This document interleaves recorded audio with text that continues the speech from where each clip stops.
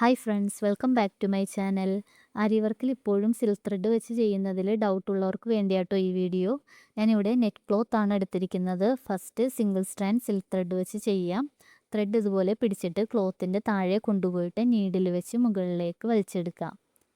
നമുക്കിവിടെ first loop കിട്ടി. എന്നിട്ട് നീഡിൽ ക്ലോത്തിൽ കുത്തിയിട്ട് താഴെ ത്രെഡ് ഒരു തവണ നീഡിൽ ചുറ്റി കൊടുക്കുക. എന്നിട്ട് നീഡിൽ വെച്ച് ത്രെഡ് മുകളിലേക്ക് വലിച്ചെടുക്കാം.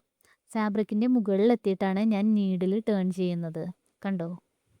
നീഡിലിൻ്റെ ടിപ്പ് നമ്മൾ ചെയ്യാൻ പോകുന്ന ഡയറക്ഷനിലേക്ക് വേണം പിടിക്കാൻ. ലെഫ്റ്റ് ടു റൈറ്റിലേക്കാണ് ചെയ്യാൻ പോകുന്നതെങ്കിൽ റൈറ്റിലേക്ക് ഡയറക്റ്റ് ചെയ്ത് പിടിക്കാൻ നീഡിലിൻ്റെ ടിപ്പ്. നിങ്ങൾ പഠിച്ചു തുടങ്ങുമ്പോൾ കുറച്ച് വലിയ ചെയിൻസ് കൊടുത്ത് പഠിച്ചോ. അതുപോലെ തന്നെ വളരെ സ്ലോ ആയിട്ട് ചെയ്ത് പഠിക്കുക. സിൽക്ക് ത്രെഡ് നല്ലപോലെ സോഫ്റ്റ് ആയതുകൊണ്ട് നീഡിലിൻ്റെ ടിപ്പൊന്ന് കൊണ്ടാൽ തന്നെ പിരിഞ്ഞ് പോകും. അത് കാണുമ്പോൾ തന്നെ നിങ്ങൾക്ക് സിൽക്ക് ത്രെഡ് വെച്ച് ചെയ്യാനുള്ള കംപ്ലീറ്റ് മൂഡും പോകും. അപ്പോൾ സ്ലോലി ഹാൻഡിൽ ചെയ്യുക സിൽക്ക് ത്രെഡിനെ. പിന്നെ ബിഗിനേഴ്സ് സിൽക്ക് ത്രെഡ് നീഡിലിൻ്റെ ടിപ്പ് വെച്ച് വലിച്ചെടുത്തിട്ട് next chain കൊടുക്കാതിരിക്കുക.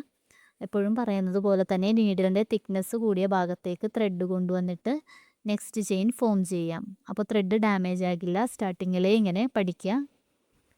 Gradually silk thread manage ചെയ്യാൻ പറ്റും. Next double strand silk thread വെച്ച് ചെയ്യാം.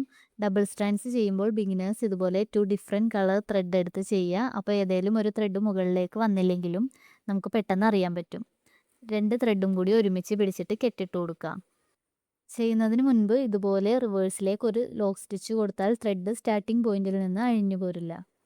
സിൽക്ക് ത്രെഡ് നീഡിൽ ചുറ്റിക്കൊടുത്ത് മുകളിലേക്ക് വലിക്കുന്ന ടൈമിൽ ത്രെഡ് താഴത്തേക്ക് ഫോഴ്സ് ചെയ്ത് വലിച്ചു പിടിക്കരുത്. അപ്പോൾ നമുക്ക് നീഡിലും ഫോഴ്സ് ചെയ്ത് മുകളിലേക്ക് വലിക്കേണ്ടി വരും. അപ്പോൾ ത്രെഡ് പൊട്ടിപ്പോകും, അല്ലെങ്കിൽ ത്രെഡ് ഡാമേജ് ആകും.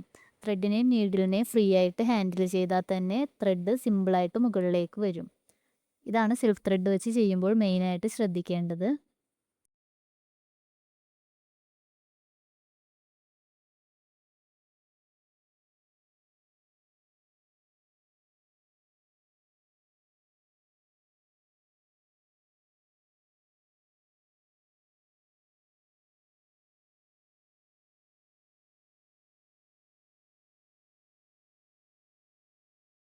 അപ്പോൾ ഇത്രേ ഉള്ളൂ നമ്മുടെ വീഡിയോ യൂസ്ഫുൾ ആകുന്നുണ്ടെങ്കിൽ നമ്മുടെ ചാനലൊന്ന് സബ്സ്ക്രൈബ് ചെയ്ത് സപ്പോർട്ട് ചെയ്യണേ. അപ്പോൾ നെക്സ്റ്റ് വീഡിയോയിൽ കാണാം. Take care all. ബൈ.